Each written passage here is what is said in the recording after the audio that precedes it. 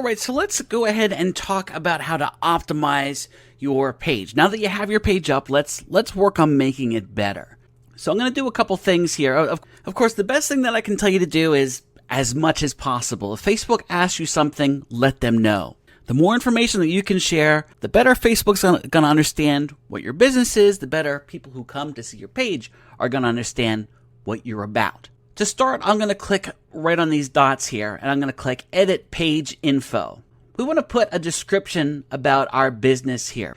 We can look at other established companies to get an idea. So I want to encourage you to find a company similar to yours and see what kind of stuff they're writing. To go to their About page, you simply click here, About, and you'll be able to see the description that they wrote about their business. They have their hours. So there, look, a short description. They list what it is they do. They also published a story. I'll talk about that shortly. So, a description, not real long, that think of it as an elevator pitch. You get into an elevator with someone, they ask you what you do, you only have like 20 seconds to tell them. That's what you put here. And then under categories, of course, you can add other categories. So if your company does multiple things, by all means, put them in here. You can have up to 3 categories. I would encourage you to use all 3. Having your phone number on here obviously is a good idea. Putting your website is super important. You want your website connected to Facebook, put it there. Having an email so people can email you is also a good idea, the business email, of course. And whether or not you have a Wi-Fi network, if you're a business like a hair salon, that would be an advantage. If you're a plumber, you don't have to worry about having something like that. I would not check it if I was a plumbing company. And about your street address there. You can put if you're located somewhere that's difficult to find. So when someone's on your Facebook page, if you're located in a building with other businesses, you could put something on here so they know. Go around back, we're the 3rd door on the left, so forth and so forth. Here are your hours. I want to encourage you to put them in. I know that me personally, sometimes I will go look at a business's hours to see if I can go there. And I go to Facebook because I figure Facebook is a pretty up-to-date kind of thing. In terms of price range, that's really up to you.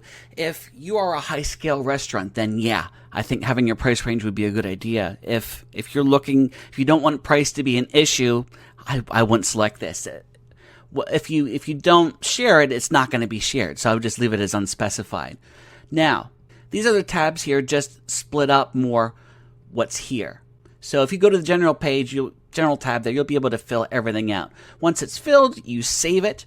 Now, there's another thing I want to share with you that you absolutely need to do, and that is have a call to action button. What this means is when somebody comes to your Facebook page, what do you want them to do? Do you want them to call you? Do you want them to email you? Do you want them to schedule a free consultation? Do you want them to go to your website?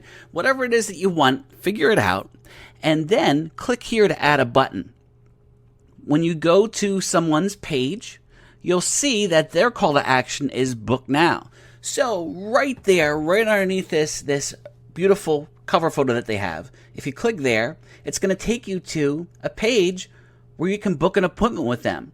So you can do the exact same thing. Add a page button. So you choose, do you want people to book something with you, contact you, learn more about your business, go to your online store. Let's say we want them to contact us.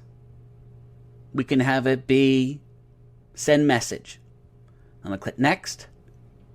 And wherever we want that to go, you could just send them to Facebook Messenger, or you could send them to your website, to a special page, wherever you want. You just put it in here. When you click finish, I'm not going to do it, but when you click finish, this will change to be send a message, or visit website, or book now. Okay, so now that we've got our page built, we're ready to start sharing stuff. We're going to cover that in the next lesson.